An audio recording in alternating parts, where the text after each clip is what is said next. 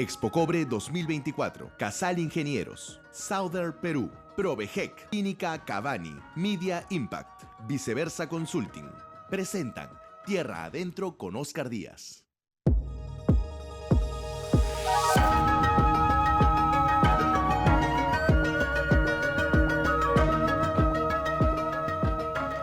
Señoras y señores, muy buenas noches y bienvenidos a una nueva edición de su programa dominical, el primer programa económico empresarial de la televisión peruana, por supuesto a través del primer canal de noticias que es ATV+.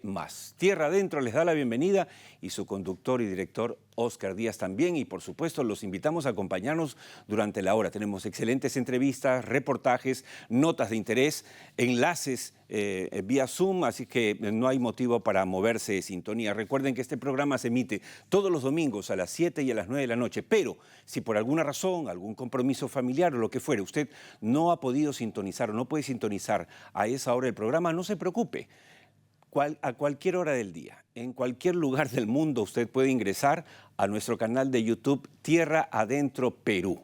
Ahí están los 124 programas que tenemos emitidos, completos y en parte segmentados. Solo tiene usted que suscribirse, es gratuito, a nuestro canal de YouTube Tierra Adentro Perú y por supuesto también hacer clic a la campanita, porque así le llega automáticamente los videos que vamos subiendo con notas de interés para ustedes.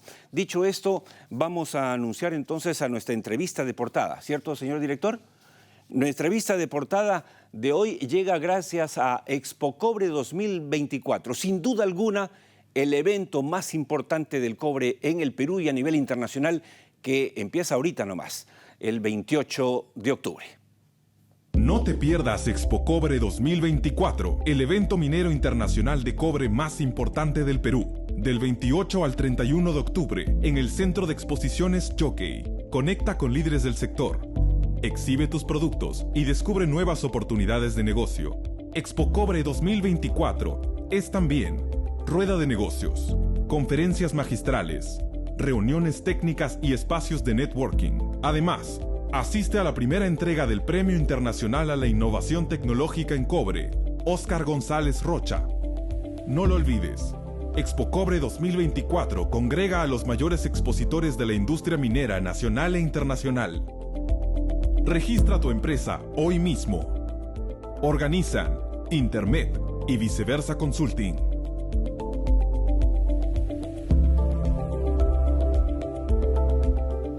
Este programa, Tierra Adentro, desde que salió al aire en marzo del 22, fue el primer programa en la televisión nacional que advirtió sobre el boom inminente del cobre, no porque fuésemos adivinos, sino porque empezábamos a leer lo que estaba pasando en el mundo. Obviamente lo que había ocurrido con el COVID-19 y luego con la guerra de Ucrania fueron dos acontecimientos impactantes en la vida mundial que uno de los efectos de estos dos fue exactamente el acelerar el cambio de la matriz energética, así se llama, el cambio de la matriz energética, que algunos confunden como que el cambio es que ya no va a haber petróleo, no va a haber gas, y solo todo va a correr pues, con baterías. No es así.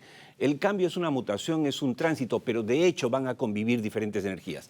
Pero en esta coyuntura el cobre se ha convertido en la estrella. Canadá hizo una selección de lo que llamaban metales críticos y la estrella es indudablemente el cobre. Por lo tanto, en este programa creemos en este tema y como una oportunidad más para el Perú que se ha convertido en el atractivo mundial para la inversión por cobre. Por eso el evento Expo Cobre es tan importante. De hecho, los invitamos en Tierra Adentro a inscribirse ya con sus empresas y ustedes también para participar y asistir al evento más importante del cobre en el Perú y de hecho también punto de encuentro a nivel mundial por este tema, que es sumamente atractivo.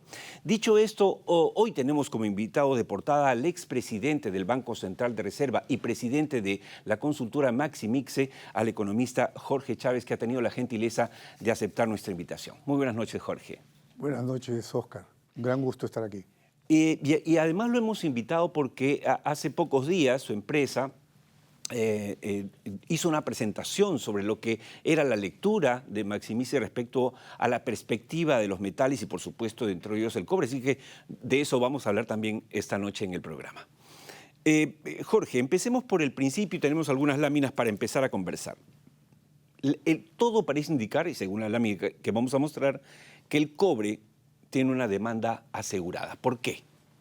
Bueno, hay 3 ciclos de precios del cobre, podríamos decir históricamente, en los últimos 30 años, por decir así.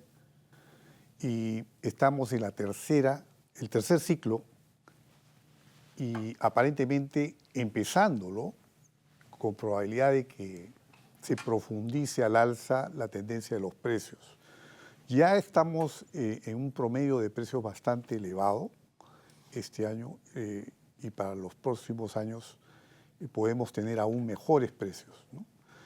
Pero, digamos, mirando de aquí a 10, 20, 30 años, va a haber un boom de los precios del cobre, porque la demanda, como bien mencionaste, sea por el cambio de la matriz energética, los data centers, que son ahora cada vez inversiones más Por grandes. la inteligencia artificial, entre otras cosas. Están demandando muchísimo cobre. Así es. Ya se demostró que la conectividad del cobre es irreemplazable. Así es.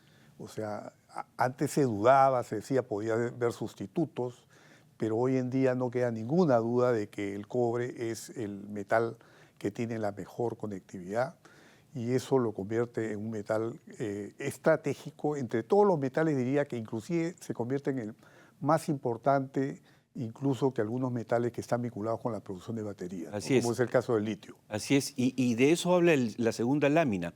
El cobre es efectivamente, Jorge, más estratégico, pero a la vez escaso. ¿Eso por qué es importante para el Perú? Es importante porque hay problemas de inversiones. El mismo Perú se ha estancado en inversiones en cobre. Chile también ha tenido problemas con sus minas, ¿no? Tenemos la República del Congo también. Entonces la oferta es escasa, ¿no? O sea, no hay, digamos, una proyección de oferta de stocks suficientes. Además, las minas no se abren pues, en 6 meses, ¿no? Claro, O sea, las toman inversiones años. toman su tiempo para Exacto. poder madurar y todo esto genera la perspectiva. Y con una demanda que está en un pleno auge, ¿no? China mismo, digamos, es un país que ha acelerado su proceso de cambio en vehicular. Actualmente ya en China se venden 60% de los automóviles son eléctricos en el mercado chino. Y esto, digamos, está arrastrando a que otros países aceleren aún más el cambio hacia los autos eléctricos que ya se vienen con todo, ¿no? Y esto implica una demanda muy fuerte de cobre y de litio también, por supuesto, para la batería, ¿no? Claro, no falta quienes se preocupen de, la ralentización del crecimiento de la economía china. Sin embargo, todo parece indicar que no hay posibilidad alguna de que esa tendencia, más allá de las fluctuaciones del cobre, esa tendencia se mantenga en el tiempo. Porque claro, el cambio de la matriz energética es algo inexorable, ¿es así? Sí, es inexorable y se está acelerando. O sea, se pensaba que el cambio se iba a producir a fines de los 30, ¿no? Y sin embargo ya estamos en una aceleración y además que las reglas de juego internacionales exigen que a las propias empresas mineras, por ejemplo, para poder ofertar sus metales en los mercados en el futuro, se le debe exigir que su fuente energética sea de energías renovables. Claro. Entonces, es un círculo es un virtuoso círculo a favor de la virtuoso. inversión. Claro, que va a En ese acelerar. contexto, Jorge, el Perú es un país privilegiado, porque tenemos a Chile, que más o menos la mitad de su inversión o de su producción de cobre es estatal, Codelco, y la otra parte queda para la inversión privada, pero en el Perú es el 100%. Y claro, el tercero, ahí en ese triunvirato, vendría a ser la República Democrática del Congo, pero ya sabemos que hacer ahí minería pues tiene sus complejidades, ¿no? En ese contexto, el Perú está, digamos, en un lugar como nunca lo ha estado. Sí, porque además somos un país privilegiado para las energías renovables. O sea, tenemos para lo que es energía eólica, ¿no? Geotérmica, digamos, tenemos unas ventajas, y energía solar lo mismo también, unas ventajas tremendas, ¿no? Para poder producir estas energías y que hoy por hoy ya está demostrado que inclusive ya es más barato producir energías renovables que energías convencionales, fósiles, ¿no? Fósiles, claro. Y además con la gran ventaja de que no tiene los impactos ambientales negativos, ¿no? Ahora, otro mineral protagónico, sin duda, es el oro, ¿no? Pero ahí tenemos un cuadro de Maximize que nos habla de que el oro está enfrentando una creciente inestabilidad mundial. ¿A qué se debe esto? ¿Qué es lo que está pasando? El oro viene siendo favorecido por la profundización del riesgo geopolítico, las guerras, ¿no?, en el Medio Oriente, la guerra de Rusia con Ucrania. Ucrania también ha invadido territorio ruso, digamos, se está complejizando cada vez más el conflicto entre estos países y todo esto, digamos, genera una incertidumbre que favorece al oro, ¿no? Y de otro lado también hay expectativa de bajada de tasa de interés por parte de la Reserva Federal de Estados Unidos, que probablemente ahora que ya se están por sentarse el directorio de la Reserva Federal y tomará una decisión posiblemente de reducción entre 25 y 50 puntos, lo cual, digamos, hace que, digamos, el oro se vea también eventualmente más fortalecido, ¿no? Posiblemente, sin embargo, como estamos llegando a niveles de precio bastante elevados, el próximo año podría haber una pequeña corrección, pero creo yo que el escenario de incertidumbre mundial se va a mantener por varios años porque los déficits fiscales acumulados en Estados Unidos son tan grandes que eso en algún momento, por eso hay un temor de recesión, que si bien no se da esa recesión hoy o mañana, en algún momento en los próximos años se puede dar. Claro, y esa expectativa impacta el precio del oro. Así es. Definitivamente. Eso va a generar siempre una evolución favorable hacia el oro, me parece a mí. Claro. Y de eso vamos a hablar más adelante con el ex director general de Minería, Jorge Soto, justamente a propósito de los proyectos de oro. Él ha estado hasta hace un mes en la Dirección General de Minería, casi 2 años, y queremos que nos cuente exactamente en qué situación se encuentran esos proyectos.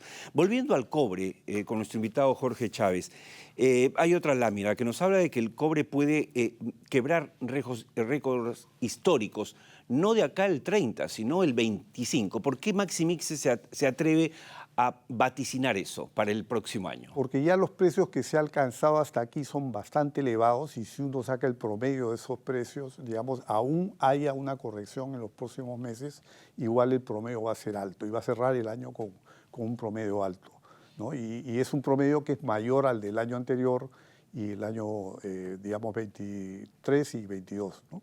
Así que por esa razón es que hablamos de romper récords, ¿no? Ahora, Jorge, tú eres un experto en el tema financiero, has sido expresidente del Banco Central de Reserva. Perú, cuando tú llegaste al Banco Central de Reserva, tenía aproximadamente, según he leído, pero me puedes corregir, algo de $500 millones de reservas. Y hoy tenemos 75.500. O sea, mire ese cambio, ¿no? De 500 a 75.500 millones. El crecimiento de la producción del oro, el crecimiento de la venta de oro, ¿todo esto puede hacer que siga subiendo las reservas internacionales?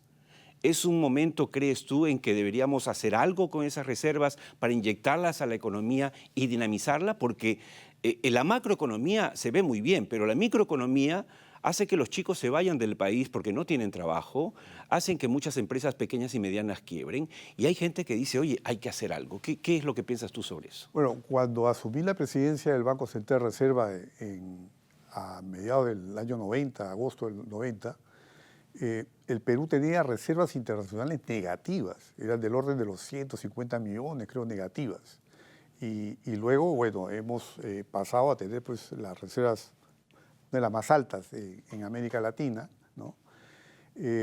Y aún así, digamos, estas reservas en una gran proporción están en moneda, en divisas, y entre ellas el dólar. Y el dólar es una moneda que, si bien sigue siendo la más líquida, ya hay tendencias muy claras de los bancos centrales a poner sus reservas cada vez en un mayor porcentaje en oro, ¿no? Eso ya lo está haciendo el Banco de China, el Banco de India, una serie de países, ¿no? Rusia, etc.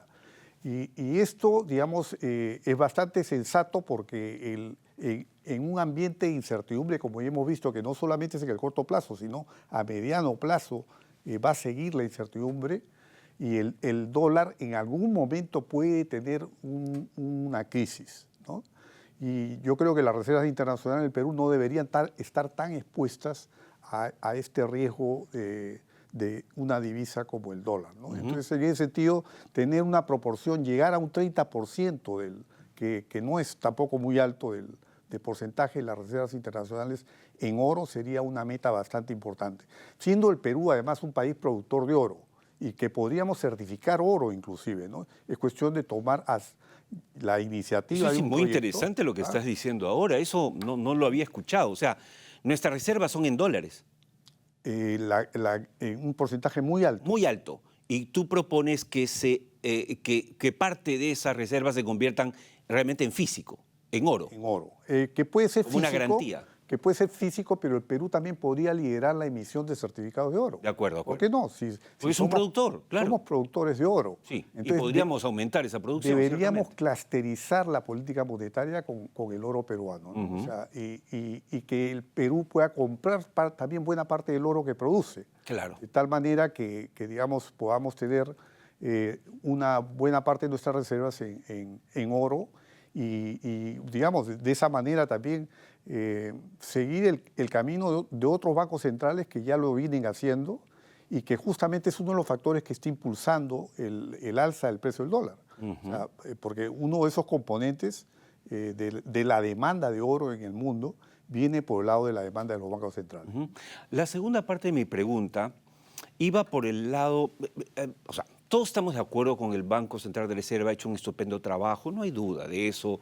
Digamos, la economía descansa en los rieles del BCR manejado técnicamente, es motivo de orgullo.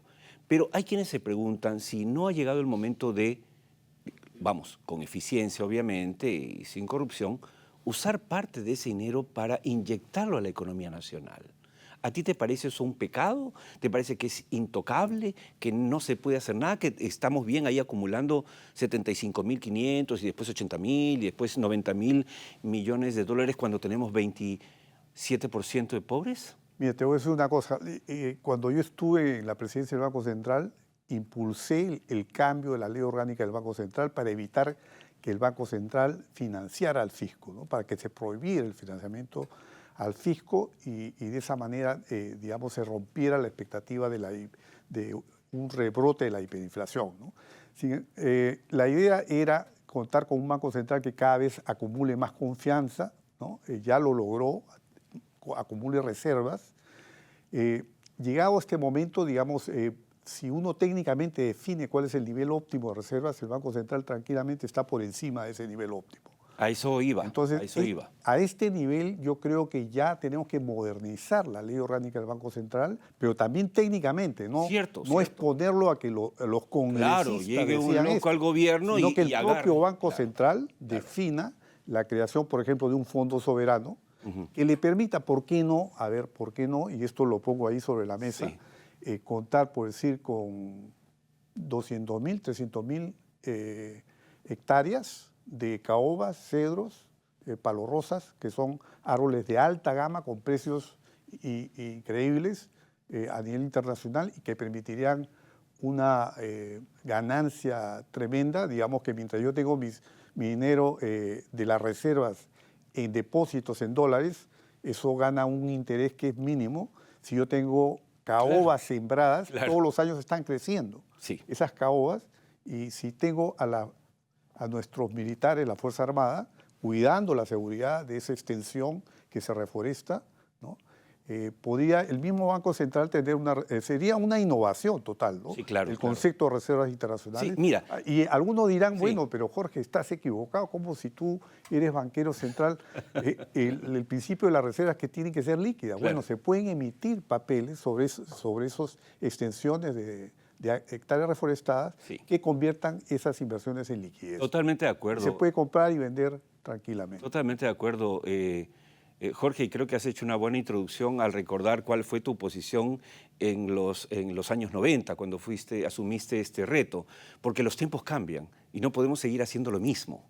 Y hoy tenemos más que superada la meta, digamos, de darle sostenibilidad, ¿no es cierto?, al Banco Central de Reserva, y por supuesto que se puede mover. Claro, hay quienes dicen, oye, pero ¿quién lo va a hacer? ¿Qué gobierno y bajo qué criterios? Entonces empezamos a dilapidar, ¿no?, a vender las joyas de la familia, pero hay que repensar, o sea, porque el país necesita esa inyección de dinero, justamente, por ejemplo, lo que hablamos fuera de cámaras. ¿Para qué? Para poder construir más, para que más empresas crezcan y se preparen, por ejemplo, para lo que va a llegar con el nuevo aeropuerto internacional, el más moderno de América Latina, el puerto más grande y más moderno de América Latina, que el megapuerto de Chancay. O sea, todo eso tiene implicancias alrededor, pero no hay liquidez. Todos los que me están escuchando, los que tienen empresas, saben que van al banco y no les dan plata. Esa es la verdad. Y no les dan porque no hay de dónde. Entonces, pero sí hay plata acá.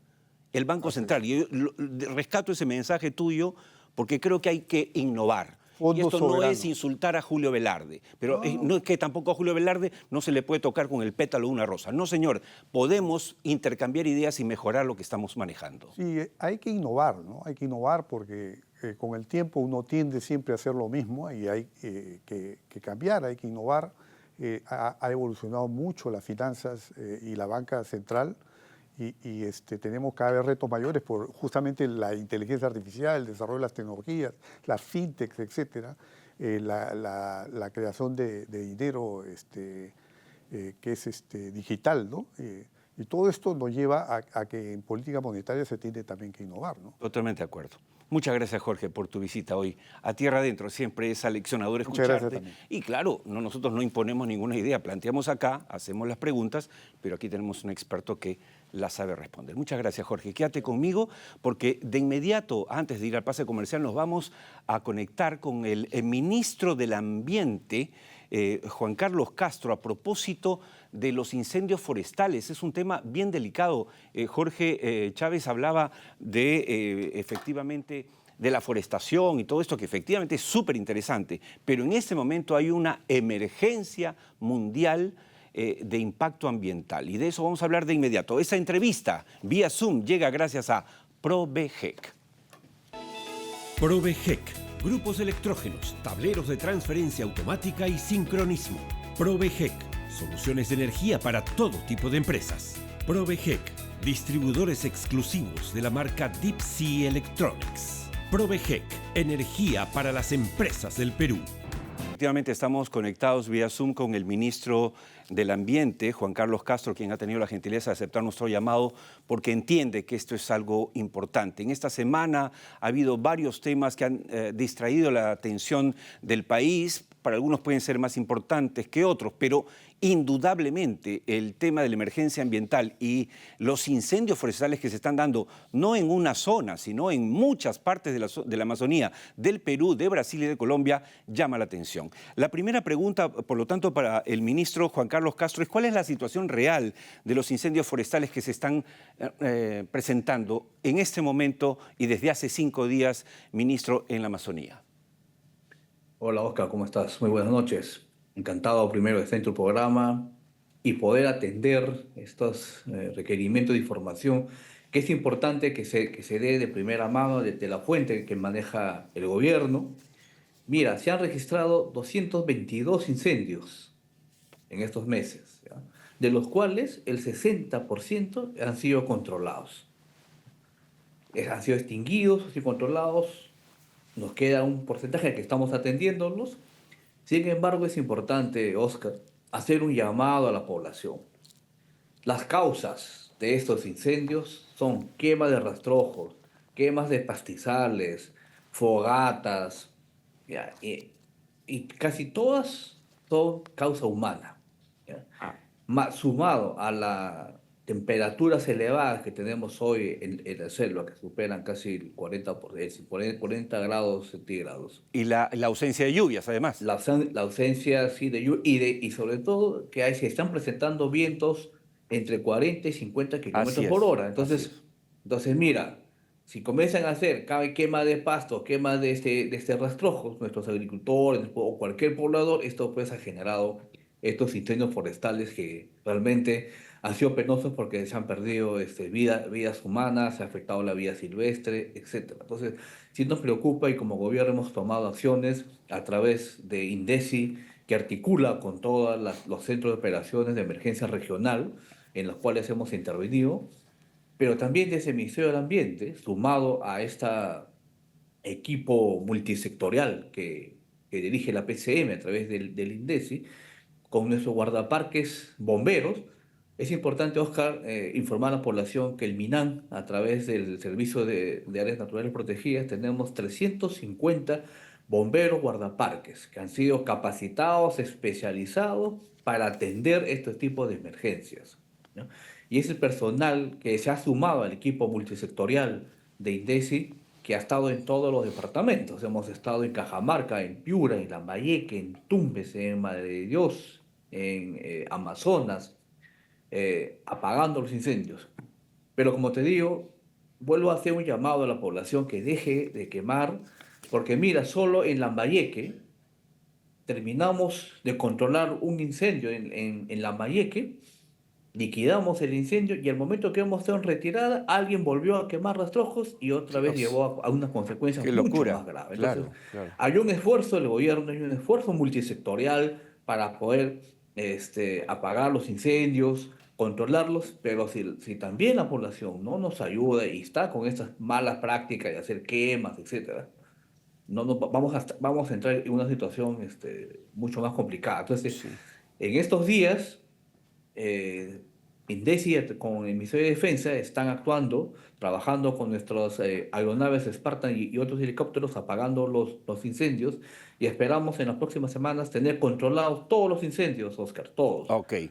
Ahora, esperamos que también no vuelvan a estar quemando rastrojos, pasto, etcétera, ¿no? También eso nuevamente, ¿no? Ministro, usted sabe, en general yo no voy a criticar a mis colegas, la prensa va a informar sobre que no se hace nada, los dramas de la gente que llama, que clama por ayuda. Vamos, en Estados Unidos se dan todos los años los incendios terribles en California, los Estados Unidos, y no los para nadie. O sea, hay que atacar la raíz del problema, y ahí quizá, además de su invocación, obviamente a través de este programa, lo que yo invito al gobierno, a través suyo, ministro, es de que se inicie una política de información agresiva en las zonas de la serranía peruana y la selva para hacerles entender a estos agricultores, que lo han hecho siempre como costumbre, que ya no se puede hacer lo que se hacía hace 20, 30 años, que ya porque empieza un fuego y no hay cómo pararlo por los otros factores, la sequía, la falta de lluvias, los vientos que no se daban hace 20, 30 años. Ahí lo invoco a través suyo al gobierno para que haga ese trabajo que es justamente para prevenir futuros incendios. Muchas gracias por haber estado con nosotros. No sé si quiere decir algo para terminar. Así es, Oscar, no, solamente llamar a la población, hacer nuevamente esta invocación de que no generen quemas, evitemos las quemas de cualquier tipo. También la tranquilidad de nuestros gobernadores y alcaldes, que estamos atendiéndolos, y recibimos las llamadas y respondemos inmediatamente. Han comenzado las lluvias, Oscar. Son esporádicas, pero ya están comenzando las lluvias. Esperamos que se vayan acentuando conforme avanzan los meses.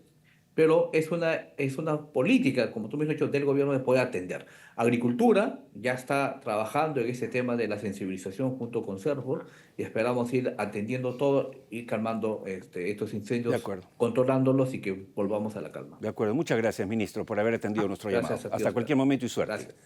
Bien, hemos conversado con el ministro del Ambiente a propósito de estos terribles incendios forestales que, repito, no se están dando solo en el Perú, sino también en Brasil y Colombia, y despertando gran preocupación por sus impactos. Nos vamos de inmediato a la pausa comercial con nuestro segmento de Pase Comercial Datos Duros, que llega como siempre gracias a Southern Perú. Y justamente este dato duro que ustedes van a ver tiene que ver directamente con el cobre, la demanda, lo que hablaba Jorge Chávez en la parte inicial. Pero vamos a seguir hablando de esto, luego para aterrizar sobre concretamente los proyectos que están por ver la luz en el Perú, y quién mejor que Jorge Soto, exdirector general de Minería, para hablarnos de eso. Nos vamos de inmediato a la pausa y regresamos con mucho más en la segunda parte y la tercera de Tierra Adentro.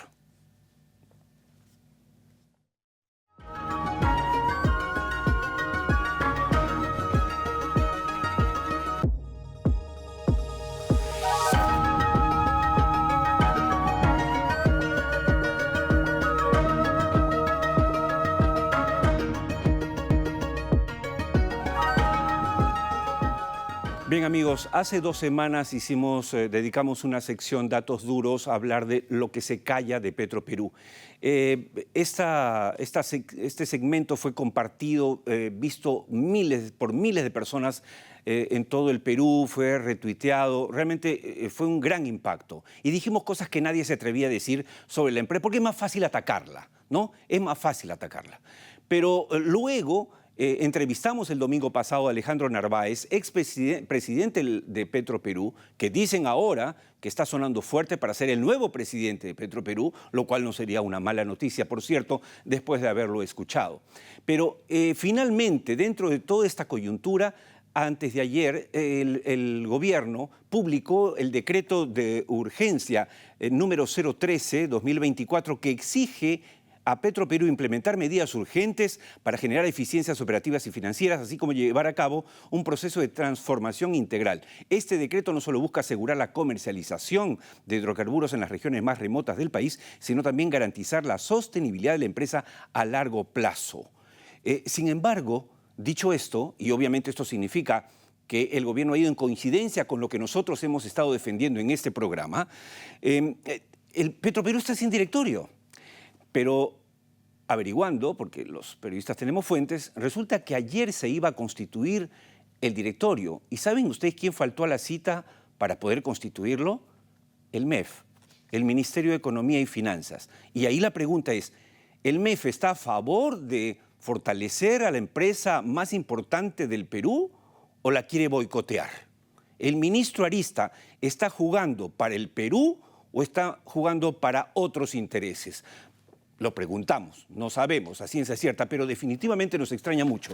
Esperamos sinceramente que en las próximas horas, como debe ocurrir, este gobierno que encabeza la señora Dina Boluarte nombre de inmediato al nuevo directorio, a su nuevo presidente, porque esta situación no soporta más tiempo. Definitivamente para echar a andar e implementar ese decreto de urgencia tiene que haber equipo. No puede ser que la primera empresa del Perú no tenga directorio y no tenga gerente general, porque la gerenta, entiendo que estaba, que raro, no ha renunciado, se ha quedado ahí. Bueno, de hecho va a ser cambiada, pero tiene que renovarse a los equipos. Y la empresa tiene que salir adelante por el bien de todos los peruanos. Dicho esto, vamos a presentarles el reportaje de hoy que tiene que ver directamente con este asunto. El reportaje de hoy llega gracias a el evento del cobre más importante del Perú, Expo Cobre 2024. No te pierdas Expo Cobre 2024, el evento minero internacional de cobre más importante del Perú. Del 28 al 31 de octubre, en el Centro de Exposiciones Jockey. Conecta con líderes del sector. Exhibe tus productos y descubre nuevas oportunidades de negocio. Expo Cobre 2024 es también rueda de negocios, conferencias magistrales, reuniones técnicas y espacios de networking. Además, asiste a la primera entrega del Premio Internacional a la Innovación Tecnológica en Cobre, Óscar González Rocha. No lo olvides, Expo Cobre 2024 congrega a los mayores expositores de la industria minera nacional e internacional. Registra tu empresa hoy mismo. Organizan Intermet y Viceversa Consulting.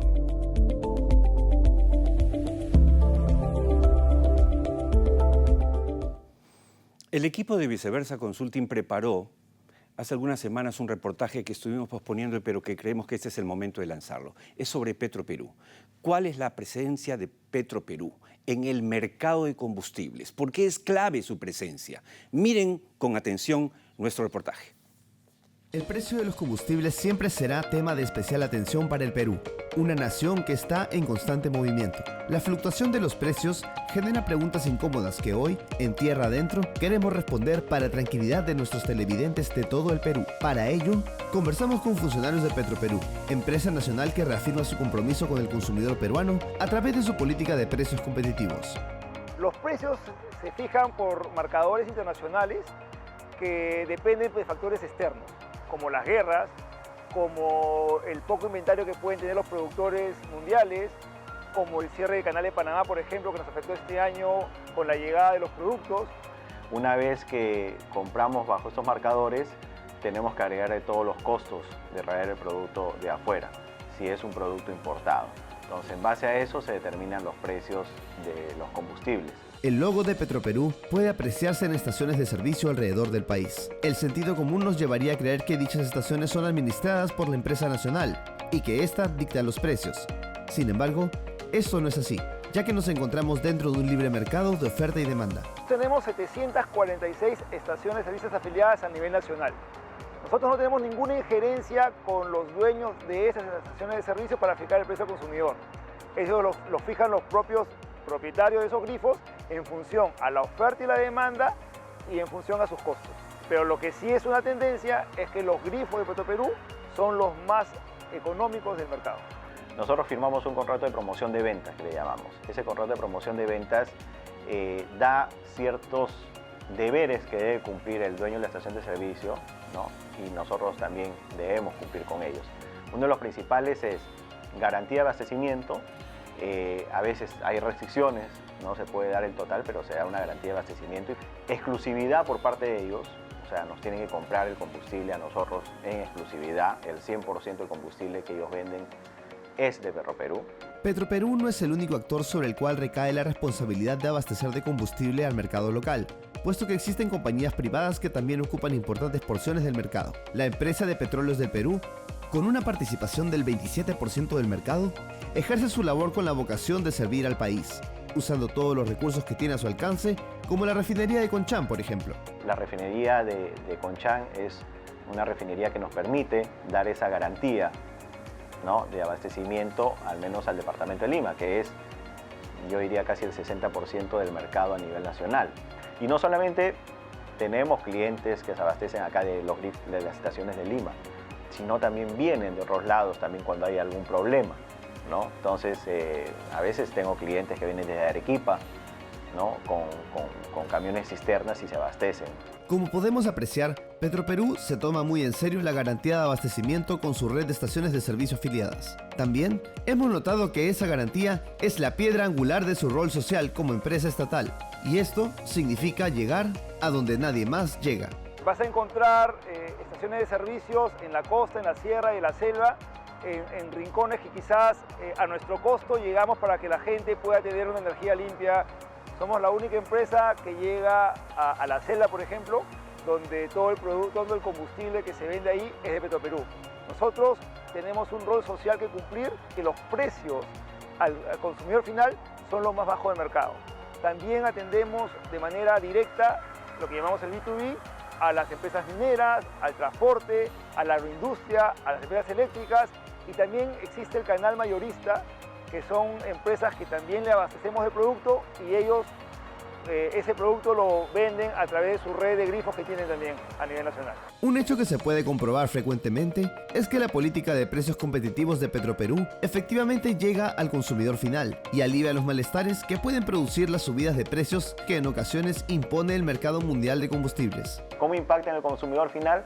Tener precios competitivos, ¿no?, que no paguen 2 o 3 soles más por un combustible que en la red de estaciones pueden pagar 2 hasta 3 soles menos, y las demás estaciones, si no tienes, digamos, una estación cerca a tu casa, a tu centro de trabajo, y tienes de otra marca, igual impacta porque esto hace que los precios también comiencen de alguna manera a ser más competitivos en cualquier estación de servicio, ¿no? Queda claro que llueve o truene, Petroperú buscará maneras de mantener atendido el mercado nacional, porque es su deber como empresa estatal desde hace 55 años. Las estaciones afiliadas pueden tomarse como referente de precios más sinceros y nuestros televidentes, con esa información, pueden tomar mejores decisiones para abastecerse de combustible de buena calidad a mejor precio. Bueno, más claro el agua. Más claro, el agua. Señora Presidente, por favor, nombre al directorio de una vez de Petroperú y a la nueva gerencia general. No podemos esperar más. Nos vamos a comentarles rápidamente, antes del pase comercial, que este martes y miércoles 17 y 18, Cusco es el centro de la minería en el Perú y se realiza Cosco Minero. Tendré la satisfacción de estar allí con nuestros amigos de Cusco, por supuesto, con los amigos de Las Bambas, Antapacay, First Quantum, Hadbey, todos ellos participantes de este evento. Van a estar, entre otros expositores, a quien vamos a entrevistar en unos instantes: Jorge Soto, exdirector general de Minería; Iván Salas, exgerente general de Inca One; Luis Flores, gerente del proyecto Akira de First Quantum; va a estar Artemio Pérez de Minera Antapacay, etcétera. Diferentes y destacadas personalidades del sector minero. Valga la oportunidad además para felicitar al gobernador del Cusco regional del Cusco, Werner Salcedo, y también al gerente regional de Energía, Minas e Hidrocarburos, Basilio Peláez, quienes tienen la responsabilidad de la organización de este evento, que estamos absolutamente seguros será un éxito. Mañana, por supuesto, enrumbamos a Cusco, la bella Cusco que siempre es tan agradable visitar. Están todos invitados y vale la pena recordarles a los que van a asistir que este evento entrega luego constancias y certificados a todos sus asistentes. Con esto nos vamos de inmediato a nuestro pase a comercial Volver al Futuro, siempre con un dato sobre la tecnología y el futuro. Y por supuesto volvemos con la entrevista a Jorge Soto, exdirector general de Minería, para hablar de los proyectos que son inminentes, de los proyectos que pueden ver la luz en el corto plazo. Volvemos.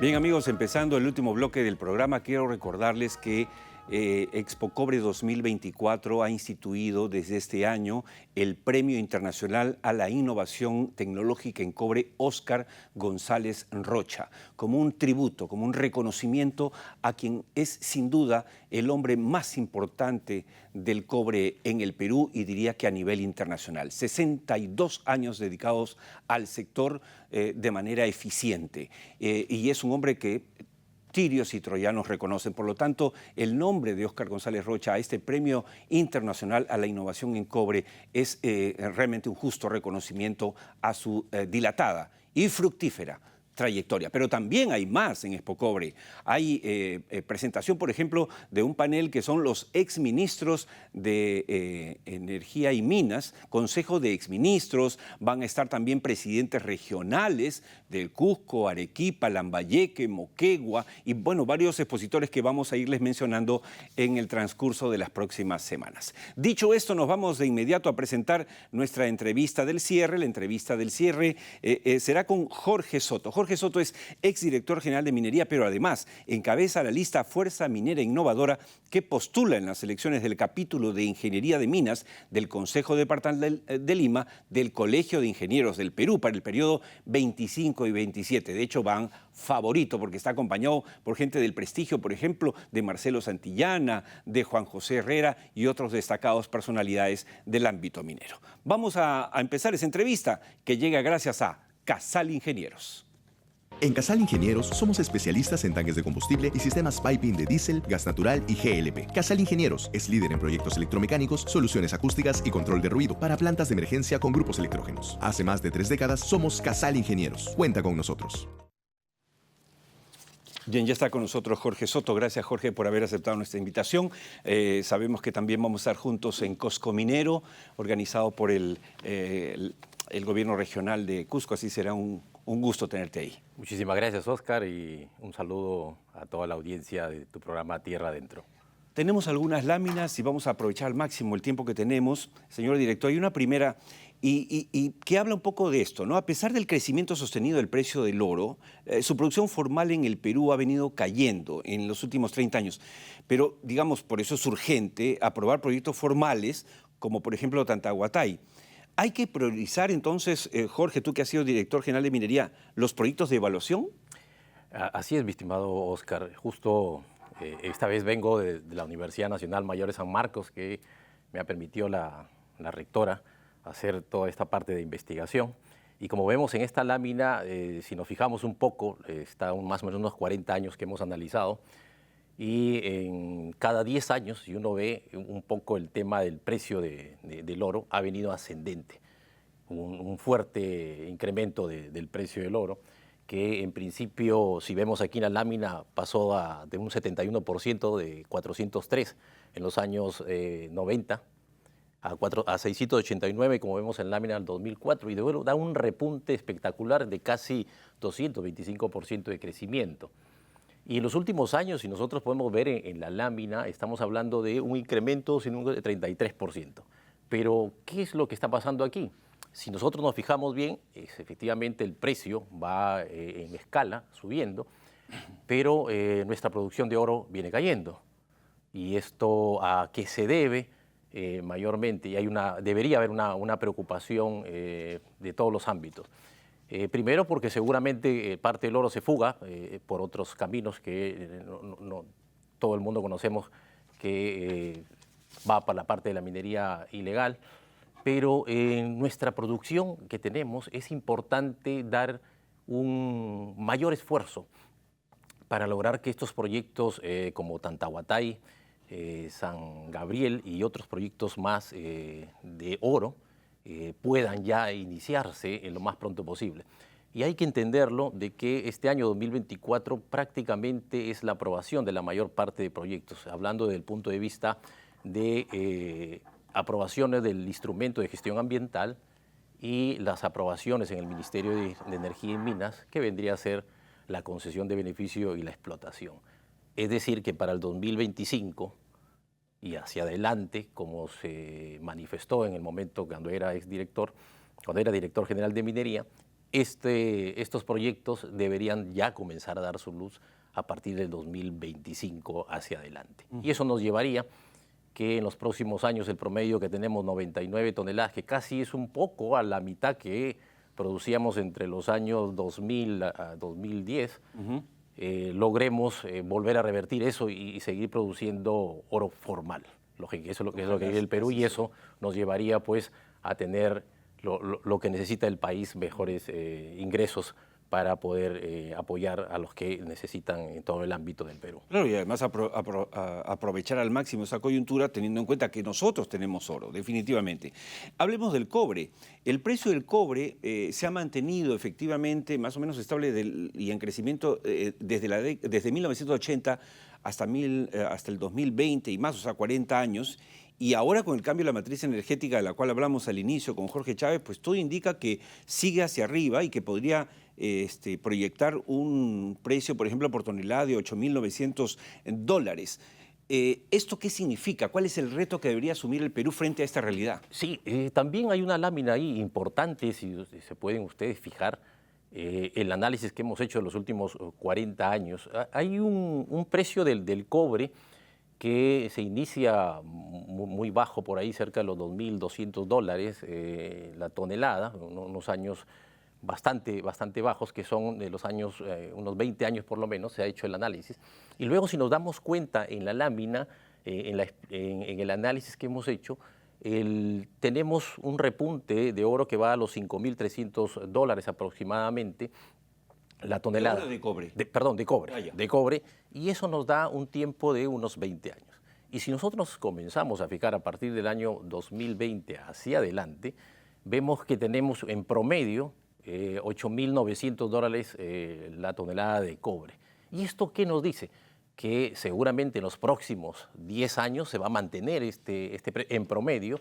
Lógicamente que han habido repuntes del precio de cobre que han llegado cerca de los un poco más de $10.000 la tonelada, y es bastante probable que, dado este análisis y siguiendo la línea de los años en los cuales se mantiene ese precio, digamos que en los próximos 10 años vamos a tener un promedio entre $8.900 a $10.000 la tonelada de cobre. ¿Y eso qué significa para el país? Significa que los proyectos mineros que están en estos momentos en pleno proceso de aprobación o de autorización, debería dársele un impulso mayor. ¿Eso qué quiere decir? Debemos ser más eficaces a la hora de iniciar la evaluación del proyecto y quizás colocar mayores profesionales para acelerar esto y que nos pueda dar los resultados que se esperan. ¿Qué queremos? Que a partir de 2025, 2026 ya comiencen a ejecutarse estos proyectos. Eso es lo importante, y ahí tenemos importantes proyectos que trascienden, que lo podemos ver en la siguiente lámina. Si lo ponen, por favor, ahí tenemos... A ver, señor director, rapidito antes que se nos vaya el tiempo. Tenemos grandes proyectos de cobre y entre ellos, pues, que lo que conocemos está reposición Antamina, que son alrededor de 1.600 millones de dólares. Sí, como vemos aquí está este cuadro, y que, lógicamente, reposición Raura, que es otro de los proyectos importantes, la ampliación de Huancapetí y Corani. Si nosotros vemos en el 2024, prácticamente están en un proceso de evaluación, de aprobaciones de instrumentos ambientales, que ya algunos han sido aprobados de ese punto de vista, pero queda la parte técnica, que es en la Dirección General de Minería, y que lógicamente a partir de 2025, como vemos, iniciarían construcción. Importante es que Corani, uno de los proyectos de Puno, se inicie ya, que lo que esperamos tiene todas las autorizaciones respectivas, así como otros proyectos. ¿Y qué significa esto? ¿Qué necesitamos? Vuelvo a reiterar, como el oro, necesitamos que en el cobre se dé el impulso por parte de las áreas respectivas del Ministerio de Energía y Minas. Por estas razones, por lo que acabas de decir, en Tierra Adentro, indudablemente tú que formas el Consejo Consultivo de Expocobre 2024, este evento está concitando un interés que no se daba en otros años, porque la estrella hoy es el cobre. Así es. Y recordemos que son proyectos por cerca de 39.000 millones de dólares en cobre, que si le damos el impulso, mi estimado Oscar, en estos próximos 5 años, tendríamos buenos ingresos para la parte de cobre. Buenas noticias entonces. Gracias, Jorge. Nos vemos en el Cusco y por supuesto también en Expocobre. Así es. Nos vamos de inmediato, ya se nos fue el tiempo. La próxima semana, la misma hora, 7 de la noche, 9 de la noche. El canal ATV+, programa Tierra Adentro. Oscar Díaz les agradece su compañía, los invita el próximo domingo a estar con nosotros, si Dios quiere. Gracias.